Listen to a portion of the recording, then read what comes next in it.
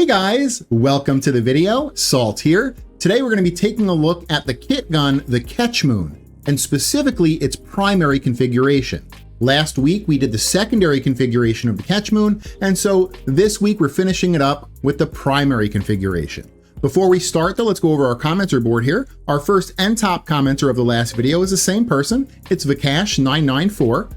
And then we have our recent channel supporters here of Whoopty Wham, Nice Bear, and Colonel Suro 6. Thank you so much for your support. So because the Catchmoon is a kit gun, you have to use different parts to build it. Let's go over the best parts to use for the best version of the primary Catchmoon. And that's going to be, obviously the chamber is going to be Catchmoon. The grip is going to be Tremor because that is the grip that does the most damage. And the loader is going to be Splat because that is the loader that does the most damage. Unique and interesting things about the Catchmoon primary is that it has innate heat on the weapon already. It also has innate infinite body punch through. It gets forced impact procs on enemies within 9 meters, and that 9 meters can actually be pushed out even further as long as you're using mods like Galvanized Acceleration here that increase your projectile speed. The weapon also is multiplicative with Galvanized Savvy, where a lot of other weapons are only additive with Galvanized Savvy. And then the other and last unique thing is that this unfortunately gets no bonus damage on headshots. It'll still trigger headshot mechanics, it just doesn't get any extra damage for doing a headshot. All right, so now let's go over the mods. Galvanized Hell for multi-shot, Galvanized Savvy for status chance and damage, Critical Deceleration for critical chance, Primed Ravage for critical damage, Shotgun Barrage for 90% fire rate, Hunter Munitions. This is a 30% chance to apply a slash on a critical. This is really good, well, for the slash proc, but also it adds another element that Galvanized Savvy can work multiplicatively on. So actually it does kind of two things for us here. So really good mod for the Catchmoon primary. And in the last two slots, we're gonna be making viral. So that's gonna be the 60-60 Toxin and the 60-60 Cold to make viral. In the Eggless slot, we're gonna be going for Galvanized Acceleration. This increases our projectile velocity. This allows the fall off range to go out further than what it normally is. And it also increases, like we said before, that unique trait where enemies that you hit within 9 meters get a forced impact proc that'll actually get pushed out further. I don't know what the exact number it is, but it will be pushed out further than 9 meters with more projectile speed. In the arcane slots, in the kit gun specific arcane slot, we're gonna be going for Pack Seeker. This is on a headshot kill, 4 projectiles burst from the target and seek the heads of nearby enemies. Remember, this doesn't get any extra damage on headshots, but it still triggers headshot mechanics. So Pack Seeker is still completely fine here. And in the normal arcane slot, you have two options. So I like Primary Deadhead. This is 360% flat damage and minus 50% weapon recoil. We're not really worried too much about the extra headshot multiplier because it doesn't work too well with the Catchmoon anyway. So you're really just looking at this for the negative weapon recoil because this does kick quite a bit. The other option you have here is Merciless, which is gonna be 360% flat damage, just like Deadhead, but you also get 20% reload speed. Now, to max your DPS, if you really want to min-max DPS on the Catchmoon primary, Merciless will be the better way to go because you just reload quicker there. However, you do have a pretty hefty recoil on it.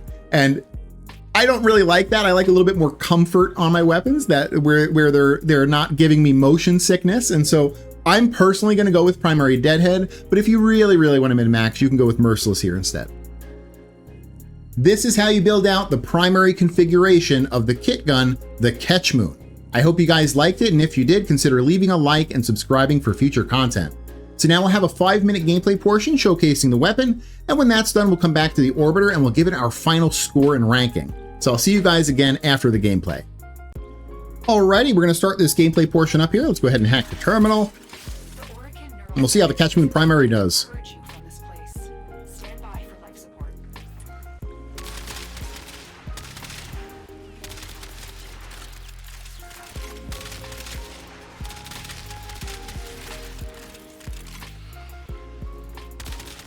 Now I am running with Deadhead right now, so you're gonna notice there's almost no recoil. But if you run with Merciless instead, this will have a lot of recoil. So some people may not care about that, but some people may care about it. So that's up to you whether you want to use Deadhead or Merciless, really.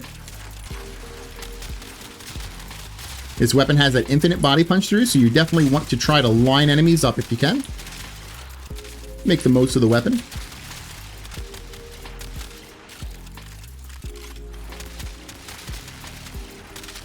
I'm actually really impressed with the primary Catchmoon. You know, I've always used the secondary Catchmoon.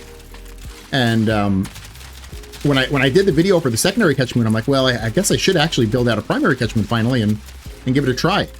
Because I always just assumed the secondary was better. And I don't know that one is better or worse than the other, but I mean, this is still a very good version of the Catchmoon, and it feels a lot different. You know, the secondary is a slow, heavy weapon. This is a quicker, somewhat lighter hitting weapon. It still hits pretty damn heavily though, honestly.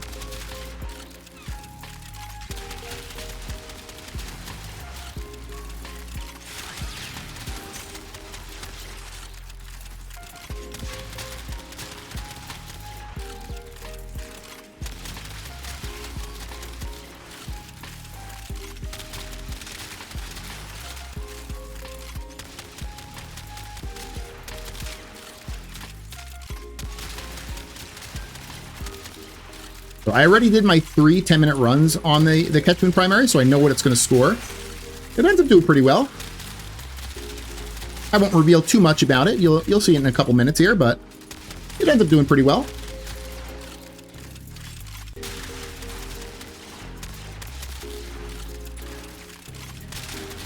One thing that kind of threw me off is when I was doing the secondary, and when I decided I was going to do the primary version afterwards, I didn't read the Catchmoon primary's info like too much. I just kind of like skimmed over it, and I saw it was an automatic fired weapon, so I assumed it was a rifle. And so when I built it out today, I was like, oh, it actually is a shotgun. It uses a shotgun mod. I mean, it's still an automatic weapon, but it's an automatic shotgun. So that kind of threw me off a bit because I was expecting it to be an automatic rifle.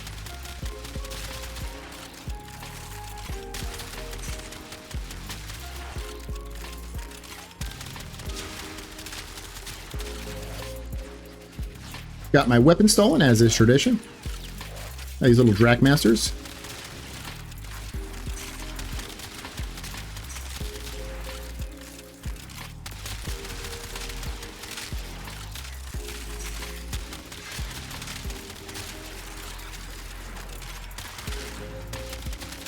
We got about 2 minutes left. Then we'll have Thraxus come out. We'll probably have the Acolyte about the same time. Unless we get an early Acolyte. We'll see. I guess we could technically also get a late Acolyte and not even see an Acolyte. But that hasn't happened in so long to me. It used to be the Acolyte would spawn 3 to 8 minutes. But I almost never see a late Acolyte nowadays. They're almost always like 3 to 5 minutes, I would say. So I don't know if that was changed, or maybe I've just been coincidentally getting like the same Acolyte time over and over.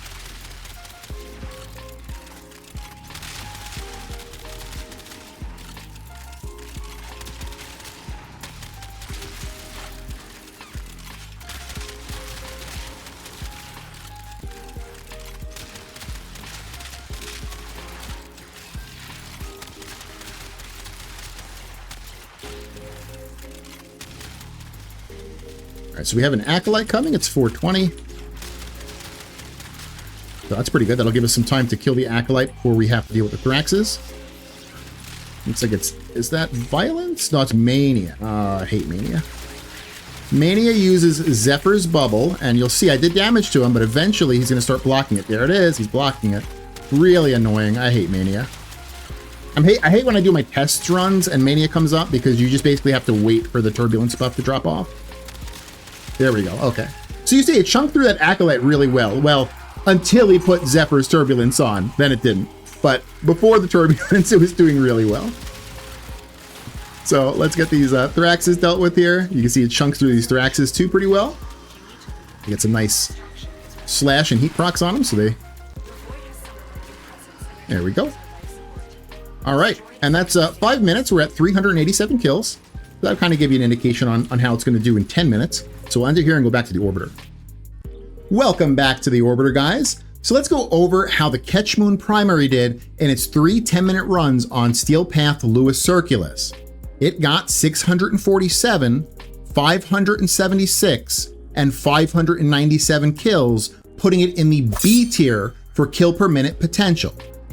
When it comes to single target damage, it's actually really good. It chunks down the acolytes, it chunks down other normal large enemies like Thraxes. So really good single target potential. I think it's actually A tier for single target.